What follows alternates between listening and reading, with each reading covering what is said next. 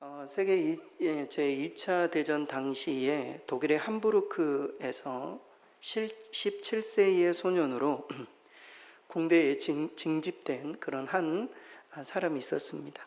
그는 자신의 고향인 도시 이 함부르크가 폭격으로 잿더미가 되는 것을 목격하면서 하나님께 이렇게 외쳤다고 합니다. 하나님 살아계시다면 하나님 도대체 당신은 어디 계십니까?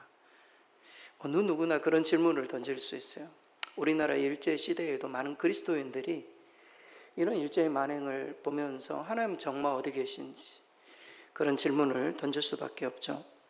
그는 징집된 지 오래지 않아서 연합군 측에 포로가 되어서 3년 동안에 벨기에 쪽으로 갔다가 또 영국 쪽으로 갔다가 포로 생활을 하게 되었습니다. 그런데 어느 날 미군의 군목이 성경책을 하나 전해줬다고 합니다. 신약 성경 그리고 시편이 담겨있는 조그마한 성경책이죠. 그 책을 이렇게 전해주고 그 책을 읽으면서 그리스도인이 되었습니다. 그리고 포로 생활 중에도 하나님이 우리와 함께 하시는구나 이것을 경험하고 하나님이 자신과 그리고 또 세상 그리고 미래를 정말 인도하신다 그런 희망을 마음 가운데 갖게 되었습니다. 여러분 인생의 어려운 순간에 하나님의 말씀이 우리 가운데 들어오면 그게 정말 확성기처럼 들립니다. 그래서 지금 이 분도 하나님의 성경의 말씀을 통해서 이 위기 가운데 정말 크게 메시지를 받은 것이죠. 그리고 풀려난 후에 그는 신학교에 입학을 했습니다. 신학을 연구하고 세계적인 신학자가 되었어요. 그리고 자신의 신학의 주제, 앞으로 내가 연구해야 될 방향을 희망의 신학이다 이렇게 선언했습니다. 신학을 공부하시는 분들은 한 번쯤은 다 들어본 이야기예요. 희망의 신학. 엄청난 거죠. 그가 누구인가? 위르겐 몰트만이라는 신학자입니다. 위르겐 몰트만. 특히 그는 전쟁의 참화를 겪은 이 대한민국을 참 사랑했습니다. 그래서 대한민국에 여러 번 방문을 했어요. 제가 신학교 시절에도 이분이 이제 강의를 위해서 저희 학교에 와서 강의하시고 그 이야기를 강의도 들었던 그런 기억이 있습니다. 지금은 이제 고인이 되셨죠. 그는 갈등과 다툼이 있는 곳에 하나님이 함께 하시면 그곳에 평화가 찾아오는 희망을 얘기해 주고 있습니다. 하나님이 그곳에 계시면 모든 갈등의 문제가 해결이 될 수 있다는 겁니다. 우리는 그런 생각이 들죠. 다툼과 갈등이 일어나면 포기하고 싶어요. 여기까지만 하고 싶다 이런 생각들이 누구에게나 들죠. 그러나 하나님이 역사하면 그때부터는 갈등이 봉합되기 시작하거든요. 하나님께서 우리에게 말씀을 주시고 또 하나님의 마음을 주시면 갈등이 해결이 되는데 그렇지 못하면 다 내려놓게 되는 것입니다. 이 희망의 신학을 이야기를 했습니다. 오늘 예수님께서는 화평하게 하는 자가 복이 있다 이렇게 말씀하고 계십니다. 화평하게 하는 자, 이것을 영어로 표현한 피스메이커, 평화를 만들어주는 사람들, 중재자 이런 표현으로 우리는 생각해 볼 수 있습니다.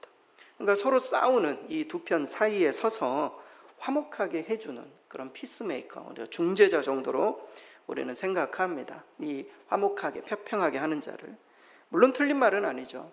하지만 오늘 본문에서 말하는 화평하게 하는 자는 자기 스스로가 직면하게 된 갈등과 다툼이에요. 자기 스스로가 직면하게 된 갈등과 다툼의 문제를 해결하고 화평을 위해 힘쓰는 자예요. 이게 좀 다르죠. 중재자는 자기 문제는 아니란 말이에요. 피스메이커는 자기 문제는 아니지만 중간에서 해결해 주기에 노력하는 이런 사람도 피스메이커지만 실제 자기 자신, 내가 갖게 된 고통과 갈등과 이 다툼의 문제를 적극적으로 해결하기 위해서 힘쓰는 자, 이런 사람이 바로 화평하게 하는 자다. 성경은 그렇게 말해주고 있습니다. 여러분 성경에서 이 화평, 평화라는 단어가 등장해요. 샬롬이라는 단어예요. 그런데 이 샬롬은 하나님의 질서가 사람들과의 관계 속에 실현된 상태를 말해요. 원래 하나님은 화평의 하나님이세요. 그 하나님의 질서가 사람들 관계 속에 실현된 상태, 물론 더 나아가서는 인간과 자연과의 관계까지도 해결된 상태, 이것이 바로 샬롬이라는 단어의 본 의미입니다. 다시 말해 인간과 만물 사이에 하나님이 의도하신 그 질서, 이것이 실현된 상태.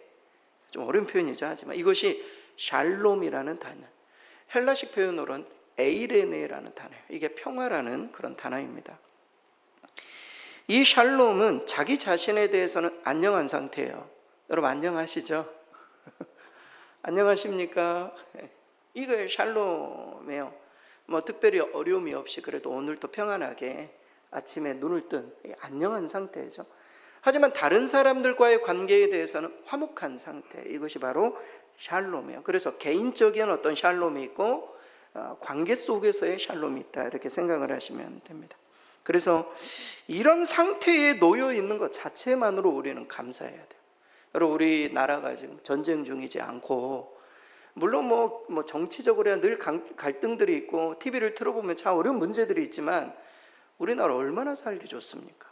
평안하고 특별한 어려움이 없이 살 수 있는 그런 환경 속에 우리가 있다는 것, 이 평화의 어떤 상황 속에 있다는 것은 엄청난 감사입니다. 그래서 이런 화평을 위해 노력하는 사람, 이 화평을 위해 애쓰는 사람, 하나님과 나와의 어떤 관계, 나와 이웃과의 관계, 이 화평을 위해서 노력하는 자가 오늘 성경에서는 복되다, 성경은 그렇게 선언합니다. 그래서 이런 개념을 가지고 오늘 본문의 말씀을 좀 살펴보기를 원하는데요, 구체적으로 화평하게 하는 자의 모델을 소개해드리고 싶어요. 모델 한 분, 금방 답이 나오죠. 화평하게 하는 자의 모델 한 분, 그리고 화평하게 하는 자의 사명을 누가 받았는가, 또 답이 나오죠. 예수님의 사명을 받은 사람이 우리니까. 그리고 그에 따르는 복인 하나님의 아들이라 일컬어지는 것이 무엇인지, 이 세 가지를 좀 살펴보겠습니다. 먼저 화평하게 하는 자, 이런 자의 모델은 예수 그리스도이십니다. 예수님께서 이 세상에 오신 많은 이유들이 있지만 인간의 죄로 말미암아 깨어진 하나님과 인간과의 관계를 화목하게 하기 위해서 우리 주님이 오셨습니다. 그러니까 화평하게 하는 자의 최고의 모델은 예수님이세요. 오늘 본문의 9절 말씀 우리 스크린 보고 같이 한번 읽겠습니다. 화평하게 하는 자는 복이 있나니. 화평하게 하는 자, 이 말은 그냥 화평에 속한 자 이런 뜻이 아니에요. 화평을 만들어가는 자라는 뜻이, 화평을 만들어가는 자. 앞서 이 화평, 에이레네, 그리고 샬롬, 오늘 다른 것들은 잊어버리셔도 이 화평이라는 단어가 샬롬이다, 히브리어로, 그리고 또 헬라어로 에이레네다. 이 두 가지는 꼭 기억하셔야 돼요. 그런데 이 화평은 개인적인 어떤 안녕, 국가 간의 어떤 평화, 이것을 뜻하지만 보다 근본적인 뜻이 있죠.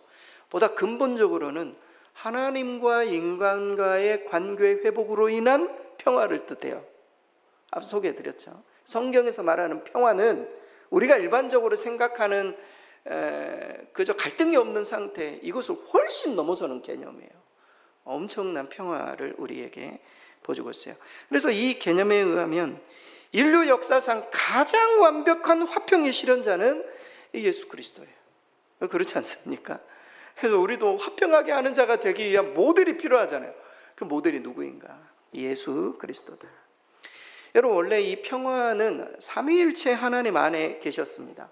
삼위일체 하나님은 항상 평안 가운데, 평화 안에서 항상 마음을 나누시는 그런 관계셔요.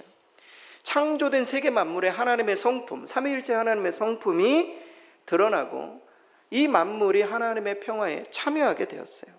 그리고 당신과의 교제 속에 사람도 그런 화평을 누리도록 하나님 그 목적을 가지고 사람을 만드셨습니다. 그래서 온 이 우주 만물, 이 자연 상태 만물이 선한 상태, 이 평화 가운데 있기를 하나님은 바라셨습니다. 그런데 문제는 인간의 범죄 때문에, 인간이 선악과를 따먹는, 하나님의 어떤 질서를 깨버리는, 하나님의 말씀에 불순종하는 그것으로 인해서 죄가 이 세상에 들어오기 시작했어요. 그리고 그 죄가 하나님과 인간과의 화목의 관계를 깨뜨리고 우리 모두 하나님과 원수가 되게 하는 영적인 그런 어떤 그 깨짐이 이 세상 가운데 생기게 되었습니다. 그래서 하나님과의 관계가 깨지자 사람 사이의 평화도 깨지고 자연과의 관계도 엉망이 되었습니다. 왜 그렇게 세상에 수많은 전쟁의 소문이 있나요? 관계가 깨졌기 때문입니다. 왜 이 세상에 이런 환경의 문제, 올 여름 왜 이렇게 더웠나요? 수많은 환경의 파괴가 그 결과이기 때문에, 인간의 모든 죄악의 결과입니다. 하지만 이러한 상황을 역전시키고자 예수님이 오셨습니다. 하나님 당신이 스스로 인간의 몸을 입고 이 세상에 오셔서 갈등과 다툼의 문제를 해결하십니다. 그래서 이 화평의 모델은 예수 그리스도예요.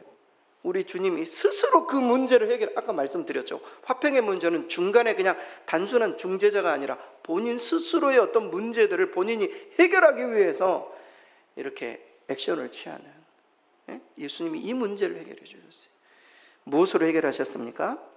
예수님의 십자가예요. 여러분 골로새서 1장 20절 말씀 우리 스크린 보고 같이 한번 읽겠습니다. 그가 십자가의 피로 화평을 이루사 만물고 땅에 있는 것들이나 하늘에 있는 것들이나 그로 말미암아 자기와 화목하게 되기를 기뻐하셨습니다. 할렐루야! 이 말씀은 엄청난 말씀. 그리스도의 십자가가 단순히 우리의 죄만 구원하는 그런 게 아니라는 거예요.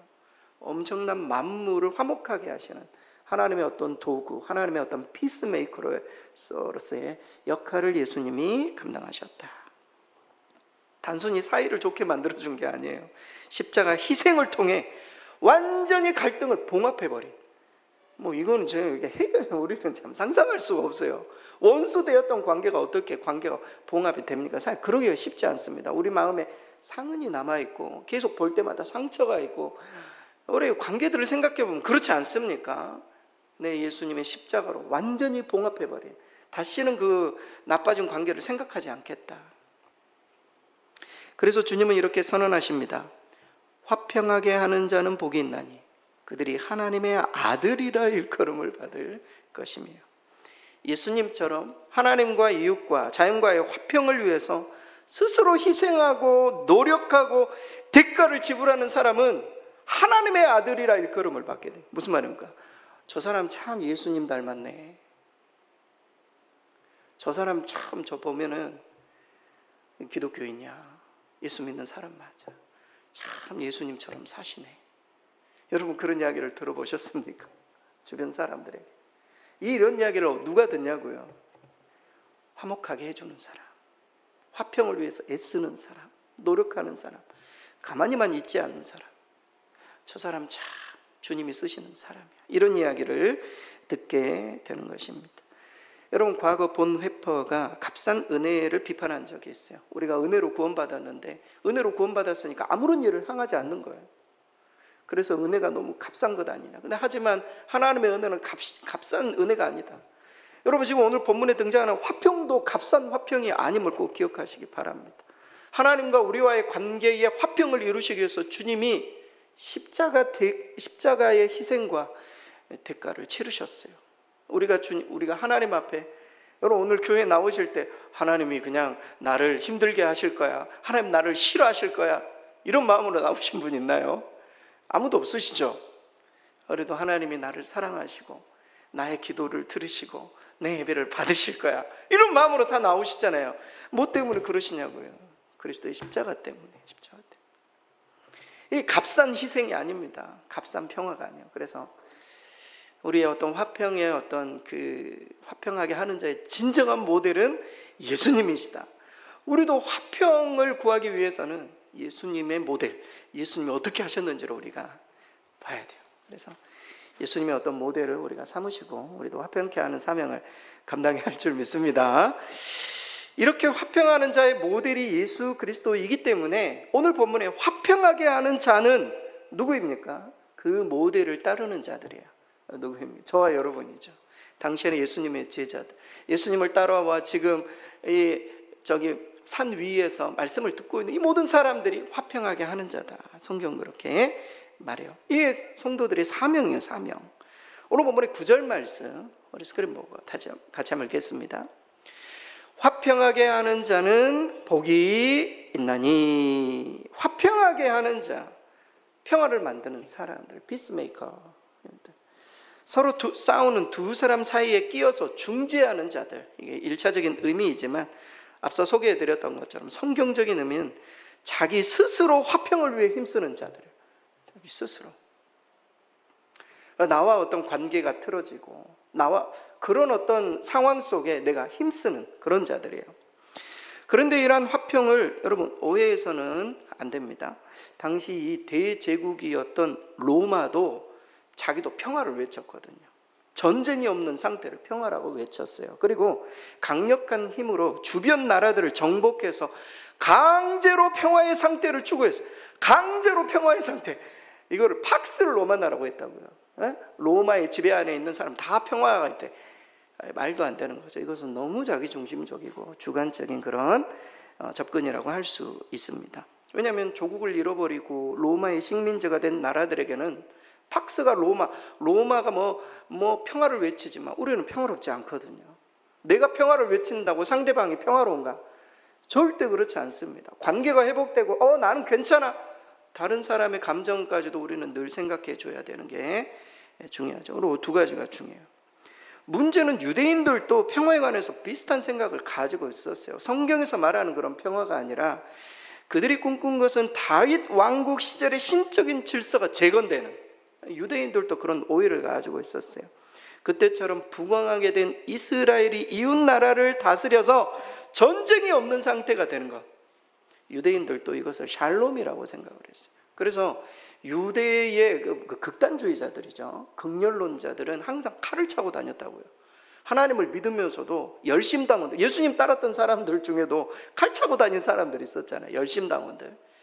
그런 사람들은 군사적인 어떤 정복을 통해, 군사적인 어떤 그 무력을 통해서 평화를 이루고자 했습니다.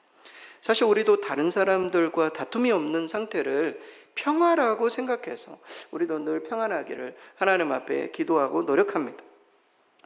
하지만 앞서 소개해드렸던 것처럼 성경에서 말하는 평화는 훨씬 더 깊은 개념이에요.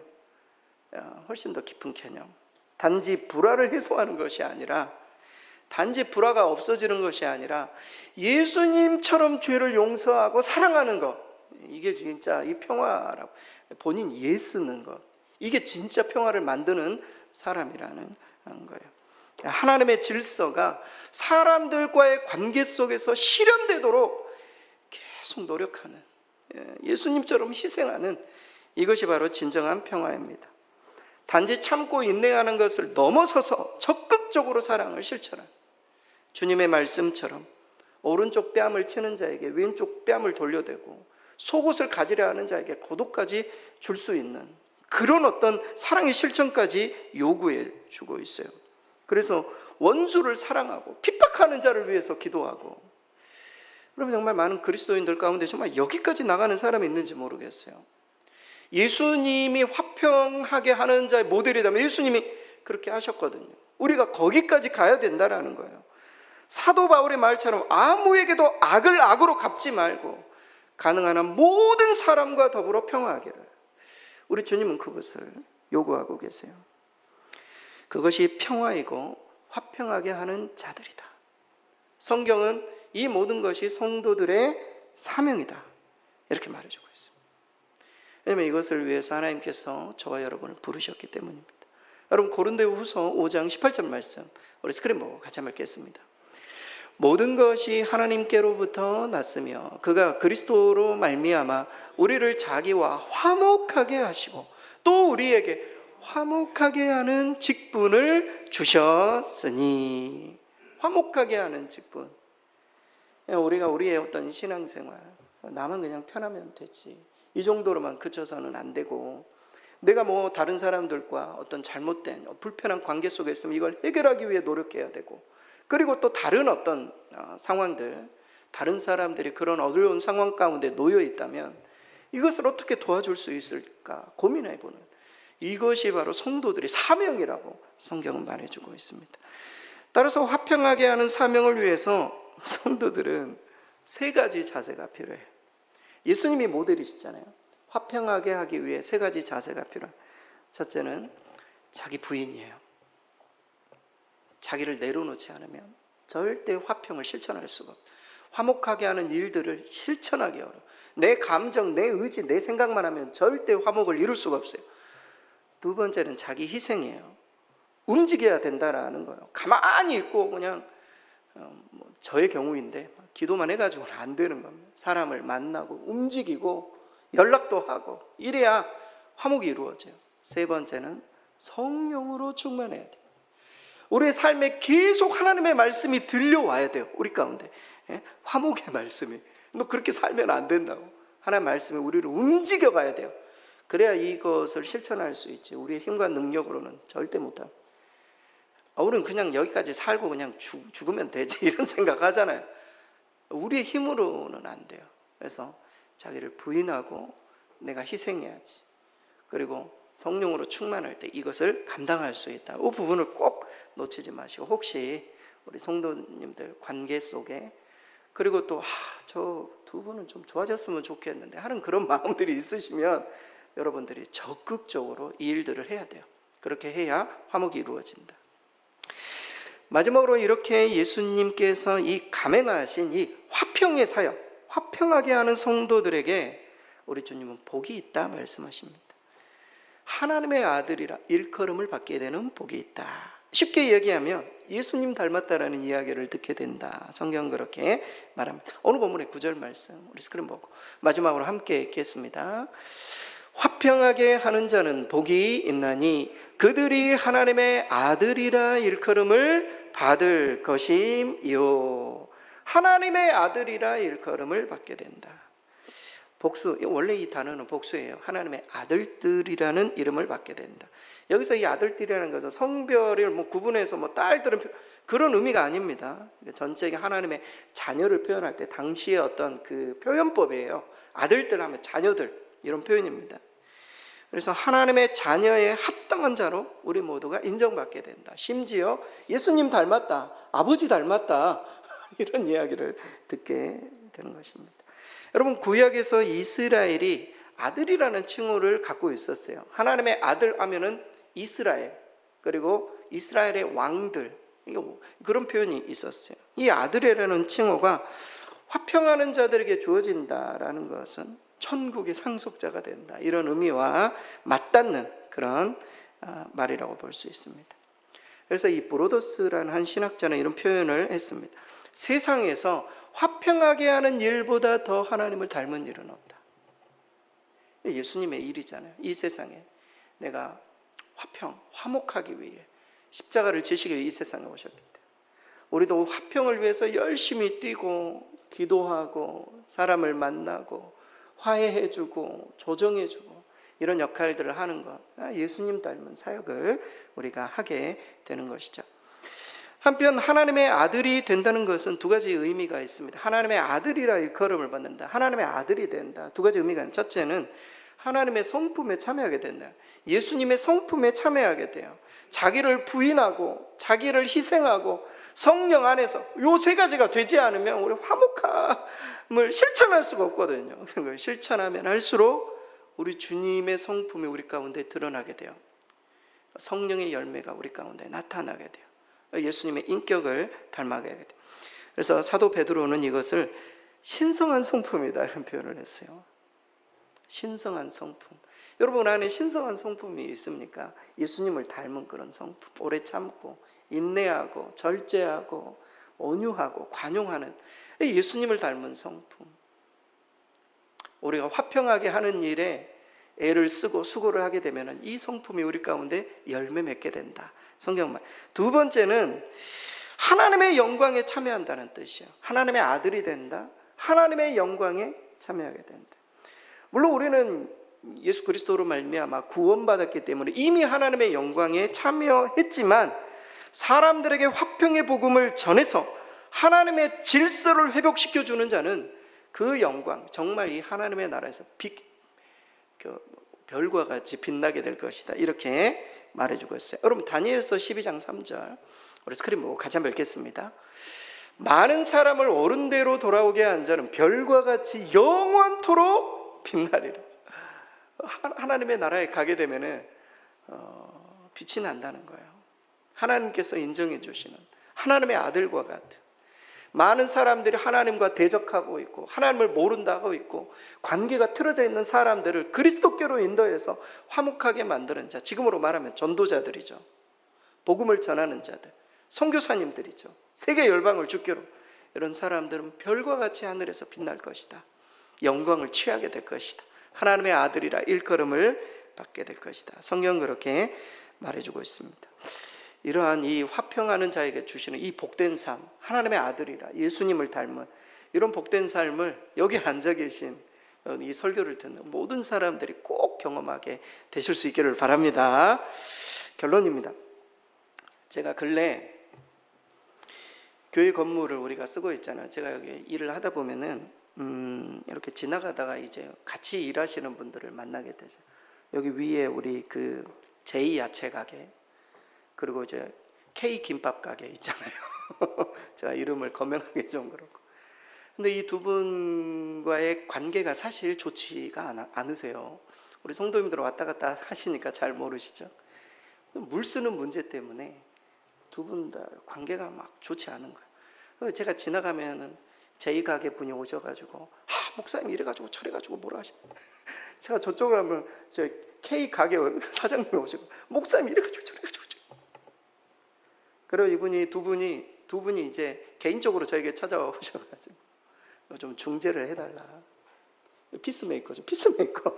그래도 다행히 여기 있는 가게 분들이 목사님을 찾아와서 어려운 이야기를 얘기하고 이거 중재 좀 해달라고 이야기를 하는 게 얼마나 감사합니까? 그래서 제가 바쁜 시간이지만 시간을 내 가지고 한번 만나자고. 그래서 제가 한 몇 주는 오면서 이렇게 커피를 좀 사가지고 이쪽도 두 잔, 이쪽도 두 잔 갖다 드리면서 화 좀 푸시라고, 해결 보자고. 그래서 한번 만나서 이렇게 해결을 해준 적이 있어요. 아무튼 물론 이제 가지고 있는 그런 감정들이 다 해소된 것은 아니지만 그래도 웃고 악수하고 이렇게 헤어지는 그런 중재 역할들이 참 좋더라고요. 성도님들도 그런 역할들을 꼭 하실 수 있게 되기를 바라요. 그런데 이 외부적인 어떤 중재의 문제는 그래도 제가 어느 정도 해결을 막 해드리고 그랬는데 정작 교회 안에 이 화목의 문제, 이런 것들은 제가 자주 실패할 때가 있습니다.